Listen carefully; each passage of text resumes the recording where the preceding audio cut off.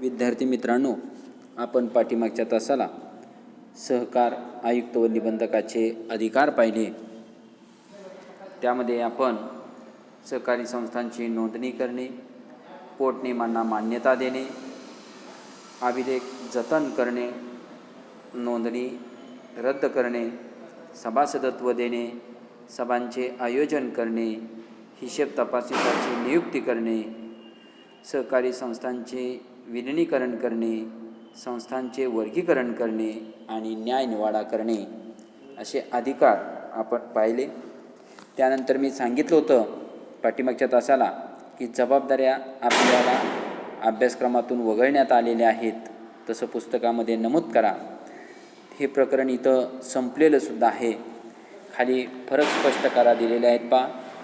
अध्यक्ष आणि सहकार आयुक्त व निबंधक, परीक्षेच्या दृष्टिकोनातून हे फरक महत्त्वाचे आहेत. अध्यक्ष आणि सहकार आयुक्त व निबंधकामध्ये काय फरक आहे? व्याख्या पहिला मुद्दा दिलेला आहे. त्यानंतर निवड हा दुसरा मुद्दा दिलेला आहे. त्यानंतर नियंत्रण व देखरेख हा तिसरा मुद्दा दिलेला आहे. त्यानंतर कार्यक्षेत्र हा चौथा मुद्दा दिलेला आहे आणि निर्णायक मत हा पाचवा मुद्दा दिलेला आहे. ह्या मुद्द्याला धरून ते सहकाराचे फरक त्या ठिकाणी आपल्याला अभ्यासायचे आहेत. व्याख्या आपण पाहिलेल्याच आहेत. निवड, अध्यक्षाची निवड सहकारी संस्थेच्या सर्वसाधारण सभेमधून केली जाते, तर सहकार आयुक्त व निबंधकाची निवड राज्य शासनाकडून केली जाते. नियंत्रण व देखरेख, अध्यक्ष संस्थेतील कामकाजावर नियंत्रण ठेवत असतात, तर सहकार आयुक्त व निबंधक हे राज्यातील संपूर्ण सहकारी चळवळीवर नियंत्रण ठेवत असतात. कार्यक्षेत्र, अध्यक्षांचे कार्यक्षेत्र एका विशिष्ट संस्थेपुरतेच मर्यादित असते, तर सहकार आयुक्त व निबंधकाचे कार्यक्षेत्र हे राज्यातील पूर्णपणे सहकार चळवळीवर नियंत्रण ठेवत असतात, त्यामुळे त्यांचं कार्यक्षेत्र राज्यस्तरावर असतं. निर्णायक मत देण्याचा अधिकार अध्यक्षाला असतो, सहकार आयुक्त व निबंधकाला निर्णायक मत देण्याचा अधिकार नसतो. त्यानंतर मोबदला, कामाचा मोबदला हा मानधनाच्या स्वरूपात अध्यक्षाला मिळतो आणि पगाराच्या स्वरूपामध्ये सहकार आयुक्त व निबंधकाला कामाचा मोबदला मिळतो. त्यानंतर बडतर्फ, अध्यक्ष यांना निबंधक व आयुक्त, संचालक किंवा सभासद बडतर्फ करू शकतात, तर सहकार आयुक्त व निबंधक यांना राज्य सरकारच बडतर्फ करू शकतं. त्यानंतर आता खाली पहा, स्वाध्याय आहे. स्वाध्यायही आपण विचारात घेऊया. प्रश्न पहिला आहे, खाली दिलेल्या पर्यायामधून योग्य पर्याय निवडून विधाने पूर्ण करा व पुन्हा लिहा. पहिलं वाक्य आहे, भारतातील पहिला सहकारी संस्था कायदा टिंबटिंब साली सहमत करण्यात आला. हे 11वीमध्ये सुद्धा आपण पाहिलेलं आहे. तर भारतातील पहिला सहकारी कायदा 1904 साली सहमत करण्यात आलेला आहे, हे लक्षात राहू द्या. त्यानंतर दुसरा आहे, नोंदणी अर्जासोबत उपविधीच्या टिंबटिंब प्रती जोडाव्या लागतात. मी पाठीमागं बऱ्याच वेळा सांगितलेलं आहे, नोंदणी अर्जासोबत पोटनियमाच्या 4 प्रती जोडाव्या लागतात, तर अचूक उत्तर आहे 4. त्यानंतर तिसरं आहे, सहकारी संस्थावर देखरेख व नियंत्रण ठेवण्यासाठी महाराष्ट्र शासनाने टिंबटिंब नियुक्ती केलेली आहे. आता महाराष्ट्र शासन राज्यातील सहकारी चळवळीवर नियंत्रण ठेवण्यासाठी कोणाची नेमणूक करतं? प्रवर्तकाची नेमणूक नाही करत. सचिवाची सुद्धा राज्य शासन करत नाही, तर सहकार आयुक्त व निबंधकाची नियुक्ती केलेली असते. म्हणून अचूक उत्तर आहे सहकार आयुक्त व निबंधकाची. त्यानंतर पुढचे वाक्य आहे, सहकारी संस्थाकरिता टिंबटिंबकडून सहकार आयुक्त व निबंधकाची नेमणूक करण्यात येते. आता सहकारी संस्थाकडून टिंबटिंबकडून म्हणजे सहकार आयुक्त व निबंधकाची नेमणूक कोणाकडून केली जाते? तर तालुका नाही, राज्य आणि जिल्हा. तर सहकारी संस्थाकरिता केंद्र शासन नाही, राज्य शासन आणि स्थानिक स्वराज्य संस्था यापैकी राज्य शासनाकडून सहकार आयुक्त व निबंधकाची नेमणूक करण्यात येते. तर राज्य शासन हे अचूक उत्तर आहे. त्यानंतर सहकार आयुक्त व निबंधक टिंबटिंब स्तरावर कार्य करतात. तालुका स्तरावर करतात का, राज्य स्तरावर करतात का, जिल्हा स्तरावर करतात? तर सहकार आयुक्त व निबंधक हे राज्य स्तरावर कार्य करतात. सहकार आयुक्त व निबंधक हा टिंबटिंब प्रशासकीय अधिकारी असावा. मवाळ का अकार्यक्षम का कठोर? तर मवाळ असून चालणार नाही, अकार्यक्षम असून चालणार नाही. तर सहकार आयुक्त व निबंधक हा कठोर प्रशासकीय अधिकारी असावा. म्हणून अचूक उत्तर आहे कठोर. त्यानंतर पुढचं वाक्य आहे सहाय्यक निबंधकाची नेमणूक टिंबटिंब स्तरावर होते.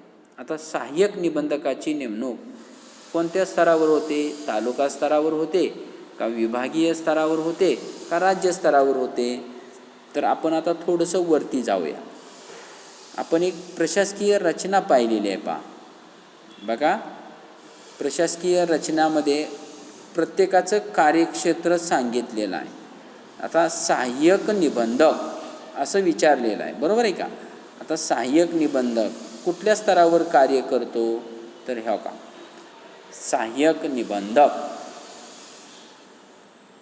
कोणत्या स्तरावर कार्य करतो? तर तालुका पातळीवर सहाय्यक निबंधक कार्य करतो. मी त्याच वेळेस सांगितलं होतं तुम्हाला, प्रत्येकाचं कार्यक्षेत्र लक्षात ठेवा.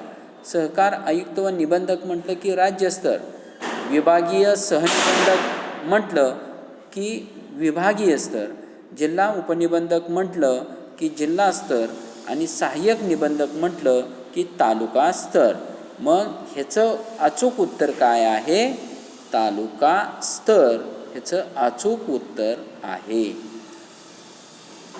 बघा, सहाय्यक निबंधकाची नेमणूक टिंबटिंब स्तरावर होते, तर विभागीय स्तरावर नाही, राज्य स्तरावर नाही, तर तालुका स्तरावर नेमणूक होते. आता योग्य जोड्या जुळवा. अ गट ब गट. आता अ गटामध्ये दिले महाराष्ट्र सहकारी संस्था कायदा. आता महाराष्ट्र सहकारी संस्था कायदा कधी सहमत झाला आहे? 1960 साली सहमत झाला आहे. म्हणजे अचूक उत्तर काय? 1960, तिसरा आकडा. त्यानंतर सहकार आयुक्त व निबंधकाचे कार्यालय, मी पाठीमागे सुद्धा सांगितलं होतं, सहकार आयुक्त व निबंधकाचे कार्यालय पुणे येथे आहे. आता ब गटामध्ये पुणे आहे का?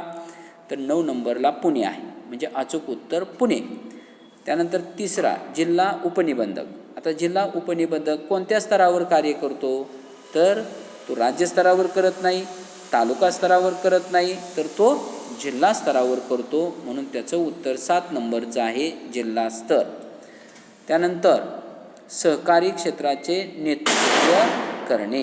आता सहकारी क्षेत्राचे नेतृत्व करणं हे सहकार आयुक्त व निबंधकाचे एक कार्य आहे. आपण थोडंसं पाठीमागं जाऊ. सहकारी क्षेत्राचे नेतृत्व करणे. आता सहकारी क्षेत्राचे नेतृत्व करणं हे विकासात्मक कार्य आहे. 1 नंबरलाच दिलेला आहे, सहकारी क्षेत्राचे नेतृत्व करणे. म्हणजेच सहकारी क्षेत्राचे नेतृत्व करणे हे विकासात्मक कार्य, 5 नंबर. त्यानंतर शेवटचा आकडा आहे भारतातील पहिला सहकारी संस्था कायदा कधी सहमत झाला? तर 1904 साली, 4 नंबरचं उत्तर. त्यानंतर क, खालील विधानासाठी एक शब्द किंवा शब्दसमूह लिहा. पहिला आकडा आहे, एकच शब्द किंवा शब्दसमूह लिहायचा आहे. आता उदाहरणार्थ पहिला आकडा, सहकारी संस्थांची नोंदणी करणारा अधिकारी कोण? तर सहकार आयुक्त व निबंधक किंवा नोंदणी अधिकारी, हे त्याचं अचूक उत्तर. त्यानंतर दुसरा आकडा, सहकारी संस्थांचे वर्गीकरण करणारा अधिकारी. आता सहकारी संस्थांचे वर्गीकरण करण्याचा अधिकार कुणाला आहे? तर सहकार आयुक्त व निबंधक. म्हणून सहकारी संस्थांचे वर्गीकरण करणारा अधिकारी सहकार आयुक्त व निबंधक हे अचूक उत्तर. त्याच्यानंतर पुढं, सहकारी संस्थांचे जिल्हा स्तरावर नियंत्रण करणारा प्रमुख नियंत्रक अधिकारी. आता कार्यक्षेत्र प्रत्येकाचं सांगितलेलं आहे. आता जिल्हा स्तरावर कोण असतो सहकारी चळवळीवर नियंत्रण ठेवणारा? तर जिल्हा उपनिबंधक. हे अचूक उत्तर. त्यानंतर 4 नंबर, विभागीय स्तरावरील सहकारी संस्थांचे नियंत्रण करणारा अधिकारी. आता विभागीय स्तरावर सहकारी संस्थांचे नियंत्रण करणारा अधिकारी, लगेच आपण ते रचना पाहिजे. आता विभागीय स्तरावर सहकारी संस्थांचे नियंत्रण करणारा अधिकारी कोणता आहे, तर लगेच त्या रचनेमध्ये आपण पाहायचं की विभागीय स्तरासाठी कोणता अधिकारी त्या ठिकाणी नेमलेला असतो, तर विभागीय स्तरासाठी विभागीय सहनिबंधक. बघा, विभागीय संपूर्ण विभागाकरिता विभागीय सहनिबंधक, म्हणून त्याचं अचूक उत्तर आहे विभागीय सहनिबंधक, हे अचूक उत्तर. त्यानंतर सहकारी संस्थेच्या उपविधीस मान्यता देणारा अधिकारी. आता सहकारी संस्थेची जी उपविधी आहे किंवा पोटनियम आहे, त्या पोटनियमाला मान्यता देणारा अधिकारी कोण आहे, तर सहकार आयुक्त व निबंधक आहे. म्हणून त्याचं उत्तर सहकार आयुक्त व निबंधक. आता खाली दिले का, खालील विधाने चूक किंवा बरोबर ते लिहा. सहकार आयुक्त व निबंधक सहकारी चळवळीवर नियंत्रण ठेवतात, तर हे दिलेलं विधान बरोबर आहे. त्यानंतर 2 नंबरचं वाक्य आहे, हे सहकारी संस्थेच्या आयुक्त व निबंधकाची नियुक्ती केंद्र शासन करते. आता सहकार आयुक्त व निबंधकाची नेमणूक केंद्र शासन करतं का, तर करत नाही. कोण करतं, राज्य शासन करतं. म्हणून हे दिलेलं वाक्य जे आहे हे वाक्य चूक आहे. त्यानंतर 3 नंबरचं वाक्य पहा, सहकार आयुक्त व निबंधक कठोर प्रशासक असावा. असावा की नसावा, तर असावा. तर मग सहकार आयुक्त व निबंधक कठोर प्रशासक असावा, हे वाक्य बरोबर आहे. त्यानंतर सहकार आयुक्त व निबंधकांना न्यायनिवाडा करण्याचा अधिकार असतो, तर हे वाक्य बरोबर आहे. न्यायनिवाडा करण्याचा अधिकार सहकार आयुक्त व निबंधकांनाच असतो. त्यानंतर पुढचं वाक्य आहे, सहकार आयुक्त व निबंधक राज्यातील सहकारी चळवळीचा सर्वोच्च अधिकारी असतो, तर दिलेलं विधान बरोबर आहे. त्यानंतर 6 नंबरचं वाक्य, सहकार आयुक्त व निबंधक सहकारी संस्थेची नोंदणी करतात. तर सहकारी संस्थेची नोंदणी करण्याचा अधिकार कुणाला आहे, तर सहकार आयुक्त व निबंधकाला आहे. म्हणून दिलेलं वाक्य बरोबर आहे. त्यानंतर खालील विधाने पूर्ण करा. सहकार शिक्षण व प्रशिक्षण देणे हे निबंधकाचे टिंबटिंब कार्य आहे. आता सहकार शिक्षण व प्रशिक्षण देणे, आता कार्य पहा, सहकार शिक्षण व प्रशिक्षण देणे. आता कोणत्या कार्यामध्ये येते पाहते, विकासात्मक कार्यामध्ये आहे का, सहकारी संस्थांना तांत्रिक मार्गदर्शन, सहकारी क्षेत्राला मार्गदर्शन, सहकारी संस्थांना आर्थिक मदत, सभासदांना शिक्षण व प्रशिक्षण. आता सहकारी संस्थांना शिक्षण व प्रशिक्षण हे कोणतं कार्य आहे, तर विकासात्मक कार्य आहे. त्यानंतर पुढं, सहकारी संस्थेचे विसर्जन प्रक्रिया पार पाडणारी व्यक्ती कोण आहे, सहकारी संस्थेची विसर्जन प्रक्रिया पार पाडणारी व्यक्ती, त्याला आपण ऋण परिशोधक म्हणू. त्याच्यानंतर 3रा का, सहकारी संस्था नोंदणीकृत झाल्याचा अधिकृत पुरावा म्हणून टिंबटिंब देण्याचा अधिकार निबंधकाला आहे. काय देतो निबंधक, तर नोंदणीचा दाखला देतो. सहकारी संस्था आणि सरकार यांच्यामध्ये टिंबटिंब हा महत्त्वाचा दुवा आहे. कोण, सहकार आयुक्त व निबंधक.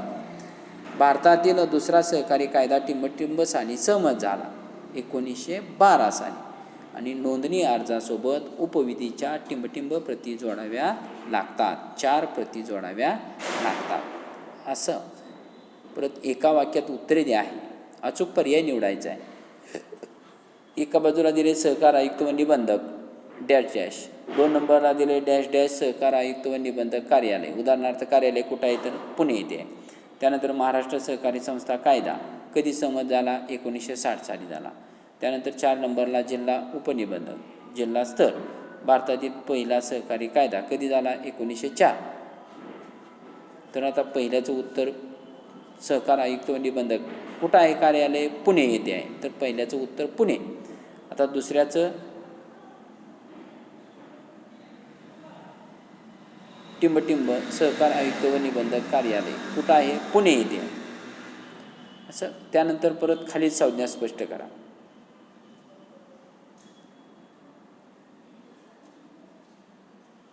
आता पहिल्याचं उत्तर बघा, खाली पर्याय दिलेत. आता पुणे 1904, जिल्हास्तर 1960 आणि नोंदणी करणे. आता पहिल्याचं उत्तर बघा, सहकार आयुक्त व निबंधक. यातलं कोणतं उत्तर बसते त्यांना? तर नोंदणी करणे हे पहिल्याचं उत्तर. त्यानंतर दुसऱ्याचं सहकार आयुक्त व निबंधक कार्यालय कुठं आहे? पुणे. दुसऱ्याचं उत्तर पुणे. त्यानंतर महाराष्ट्र सहकारी संस्था कायदा कधी? 1960. तिसऱ्याचं उत्तर 1960. त्यानंतर चौथा जिल्हा उपनिबंधक काय? जिल्हा स्तर. त्यानंतर पाचवा भारतातील पहिला सहकारी कायदा 1904. त्यानंतर एका वाक्यात उत्तरे द्या. सहकार आयुक्त व निबंधक म्हणजे काय? त्याची व्याख्या लिहायची. निबंधकाचे वैधानिक कार्य म्हणजे काय? निबंधकाची विकासात्मक कार्य म्हणजे काय? उपविधी म्हणजे काय? त्यानंतर खाली संज्ञा स्पष्ट करा आहे. उपयोजनावर आधारित प्रश्न आहेत. फरक स्पष्ट करा आहे. टिपाले आहे. कारणे द्या आहे. सविस्तर उत्तर आहे. थोडक्यात उत्तरे द्या आहे. असा स्वाध्याय या प्रकरणावरचा आहे. आता प्रत्यक्ष आपण चौथं जे प्रकरण आहे ते आपण उद्याच्या तासाला सुरू करूयात.